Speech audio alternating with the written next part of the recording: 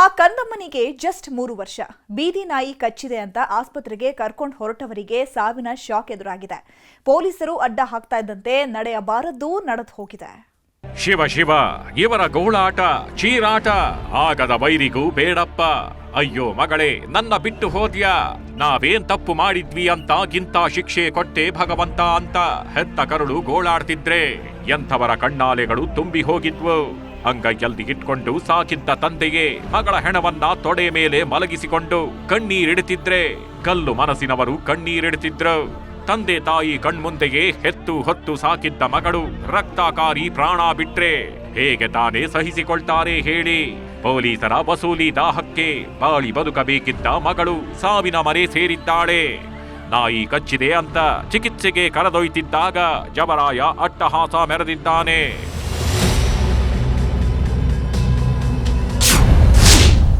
ಅಡ್ಡ ಹಾಕಿದ ಪೊಲೀಸ್, ಭೀಕರ ಆಕ್ಸಿಡೆಂಟ್.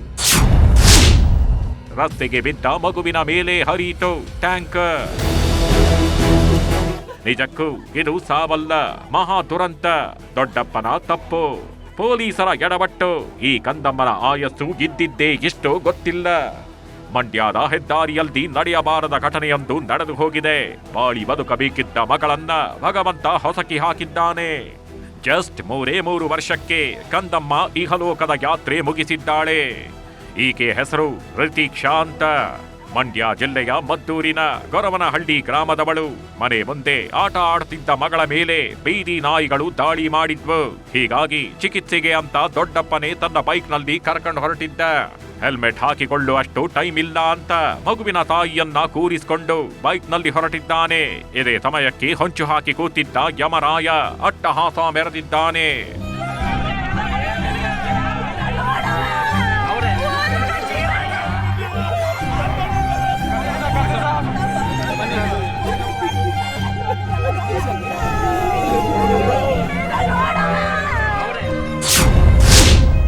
ಅಡ್ಡ ಹಾಕಿದ ಪೊಲೀಸಪ್ಪ, ನಡೀತು ದುರಂತ.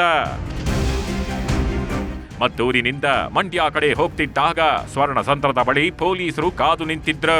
ಹೆಲ್ಮೆಟ್ ಹಾಕದವರನ್ನ ಹಿಡಿದು ಫೈನ್ ಹಾಕ್ತಿದ್ರು. ಮಗುವನ್ನ ಆಸ್ಪತ್ರೆಗೆ ಕರ್ಕೊಂಡು ಹೋಗೋ ಗಡಿಬಿಡಿಯಲ್ಲೇ ಹೆಲ್ಮೆಟ್ ಸಹ ಹಾಕಿರ್ಲಿಲ್ಲ. ಇದನ್ನೇ ಕಾಯ್ತಾಗಿದ್ದ ಪೊಲೀಸರು ಬೈಕ್ಗೆ ಅಡ್ಡ ಹಾಕಿದ್ದಾರೆ.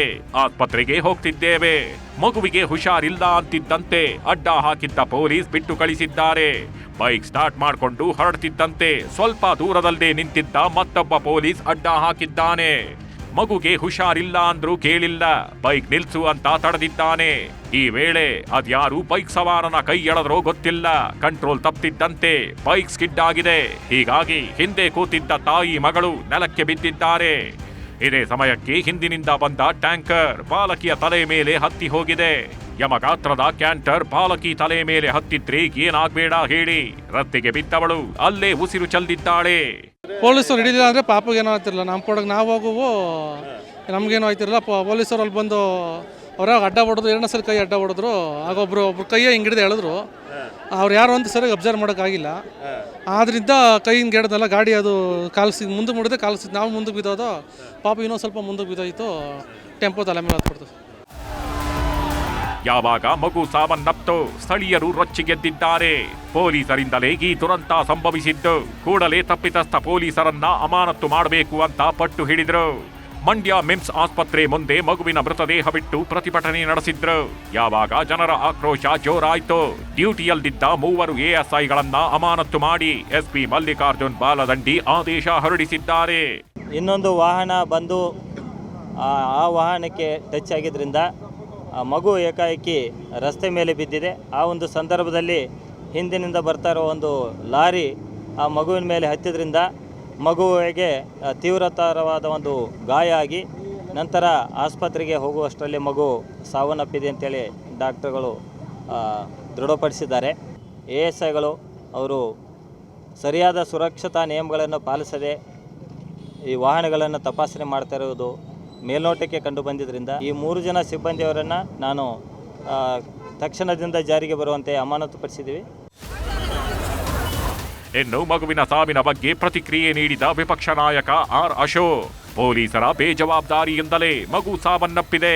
ಮೃತ ಮಗುವಿನ ಕುಟುಂಬಕ್ಕೆ ಸರ್ಕಾರ 25 ಲಕ್ಷ ಪರಿಹಾರ ಕೊಡಬೇಕು. ಪೊಲೀಸ್ ಇಲಾಖೆಯಲ್ಲಿ ಶಿಸ್ತು ಇಲ್ಲದಿರೋದ್ರಿಂದ ಎಂಥ ಘಟನೆಗಳಾಗ್ತಿರೋದು ಅಂತ ಕಿಡಿಕಾರಿದ್ದಾರೆ. ಇದು ಕೂಡ ಸರ್ಕಾರದ ಏನು ಬೇಜವಾಬ್ದಾರಿ, ಅಂದರೆ ಪೊಲೀಸ್ ಇಲಾಖೆಯಲ್ಲಿ ಶಿಸ್ತಿಲ್ಲದೆ ಇರೋವಂಥದ್ದು ನೇರ ಕಾರಣ. ಈಗ ನನಗೆ ಬಂದಿರೋವಂಥ ಮಾಹಿತಿ ಪ್ರಕಾರ ಪೊಲೀಸ್ ಕೈ ಟಚ್ ಆಗಿ ಆ ಮಗು ಕೆಳಗಡೆ ಬಿದ್ದಿದೆ, ಅದರಿಂದ ಮಗು ಸತ್ತಿದೆ. ಇಮಿಡಿಯೇಟಾಗಿ ಇದು ಪೊಲೀಸರ ವೈಫಲ್ಯ ಇರೋದ್ರಿಂದ ಕೂಡಲೇ ನಾನು ಆಗ್ರಹ ಮಾಡ್ತೀನಿ, ಆ ಮಗುಗೆ 25 ಲಕ್ಷ ಪರಿಹಾರವನ್ನು ಕೊಡಬೇಕು ಅಂತೇಳಿ ಆಗ್ರಹವನ್ನು ಮಾಡ್ತಾ ಇದ್ದೀನಿ. ನಿನ್ನೆವರೆಗೂ ಹೆತ್ತವರ ಕಣ್ಮುಂದೆ ಆಟವಾಡ್ತಿದ್ದ ಮಗಳು ಈಗಿಲ್ಲ. ಹೃತೀಕ್ಷಾ ಅಂತ ಕರೆದ್ರೆ ಬರೋರಿಲ್ಲ, ಅಮ್ಮ ಅಪ್ಪ ಅಂತ ಗಳಿಗೆ ಕರೆಯೋರಿಲ್ಲ.